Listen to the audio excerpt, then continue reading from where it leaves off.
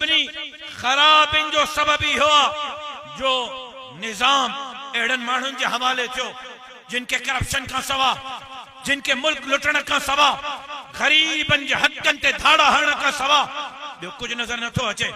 ता पेरा खणो धाड़ेलन जा तहांजे ज़िले घोटकी में हाणे धाड़ेलन जे हथां पुलिस वारा शहीद थिया।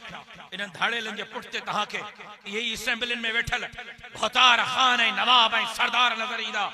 तहां पेरा खणो हथियारन जे कारोबार जा, इन्हन हथियार खपाईंदड़न हथियार वठंदड़न जे पोयां तहांखे पेरा इन्हन भौतारन खानन ऐं नवाबन जा नजर ईंदा जेका असेंबलिन में वेठल आहिनि। तहां पेरा खणो इन आइस, इन कोकेन, इन शराब, इन चर्स, इन भंग जे कारोबारनि जा, इन्हनि जी पुट भराई करण वारा, इन्हनि खे पनाह ॾियण वारा, इन्हनि खे इन्हनि कारोबार में हथी ॾियण वारनि जा तहांखे निशान असेंबलिन में मिलंदा। तव्हां पेरा खणो निसाब तालीम तक़सीम करण वारनि जा तहांखे इन्हनि जा सरपरस्त असेंबलिन में नजर ईंदा। तव्हां पेरा खणो नौकरी खपाइण वारनि जा तहांखे इन्हनि जा पेरा असेंबलिन में नजर ईंदा। तव्हां पेरा खणो अस्पताल जो बेड़ो ख़राब करण वारनि जा इन्हनि जा पेरा असेंबलिन में नजर ईंदा। तव्हां पेरा खणो गटरन नालन सैलाब जा पैसा खाइण वारनि जा इन्हनि जा पेरा तहांखे असेंबलिन में मिलंदा। लेकिन अज भी पेरा खणो मस्जिद जे चौकीदार जा तोखे मदरसे वारा मिलंदा, मदरसे जे चौकीदार जा तोखे मदरसे वारा मिलंदा। ॿार खे कन में अज़ान ऐं तकबीर चई नमाज़ सिखाइण वारे जा तोखे मदरसे में मिलंदा। ॿार खे बहितर तरबियत ॾियण वारे जा तोखे मदरसे में मिलंदा।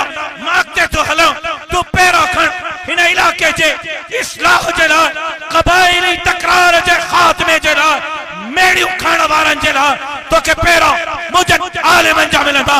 तोखे पेरा खण कंहिं बिला तफरीक ख़िदमत कई आहे, चाहे वो कोरोना हुजे। कोरोना में भी जेकॾहिं दर खड़काए करे के ख़िदमत कई तोखे पेरा मुंहिंजे मदरसे में मिलंदा। मुंहिंजे आलिम खे तोखे नज़र ईंदो जेको रोड ते बिला तफरीक केर पीपलो केर लीगी केर पीटीआई जो केर जमीयत जो केर भौतार खान नवाब ऐं सरदार जो बिला तफरीक केर देवबंदी केर बरेलवी केर शियो ऐं मुक़ल्लिद ऐं ख़ैर मुक़ल्लिद केर मुसलमान केर हिंदू ऐं सिख उन जी ख़िदमत कंदे तोखे मुंहिंजो आलिम नज़र ईंदो, मुंहिंजो मौलवी नज़र ईंदो। तूं पेरा खण असेंबलीअ में ख़त्म नबुव्वत जी चौकीदारी कंदे तोखे मुंहिंजो मौलवी नज़र ईंदो।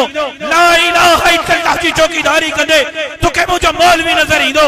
हाणे चंद ॾींहं पहिरियों सहाबा जे इज़्ज़त ऐं नामूस जी चौकीदारी कंदे तोखे मुंहिंजो मौलवी नज़र ईंदो। चंद महीना पहिरियों हिन सिंध जे अंदर सैलाब हो, अज़ाब ही अज़ाब हो। तोखे हेलीकॉप्टरनि ते, तोखे लॉन्चुनि ते, तोखे ॿेड़ियुनि ते, तोखे पेरे पंध, तोखे गाॾियुनि ते बिला तफरीक सिंध जे अवाम जी झोलियूं फैलाए चंदा इकट्ठा करे पिन्नी करे बिला तफरीक सिंध जे अवाम जी ख़िदमत कंदे कोई नज़र ईंदो, मौलवी नज़र ईंदो। मां अॻिते थो हलां, पेरा खण इन मदरसे जो फारिग तहसील, इन मदरसे जो आलिम डॉक्टर ख़ालिद महमूद सुमरो तोखे डॉक्टर नज़र ईंदो। इन मदरसे जो फारिग तहसील आलिम मौलवी तोखे खैबर पख्तूनख्वा जो वज़ीर आला जे सूरत में मौलाना मुफ्ती महमूद नज़र ईंदो। इन मदरसे जो आलिम फारिग तहसील मुल्तान जे मदरसे जो फारिग मौलवी असद महमूद तोखे पाकिस्तान जे सभ खां वॾे में वॾी वज़ारत जो वज़ीर नज़र ईंदो।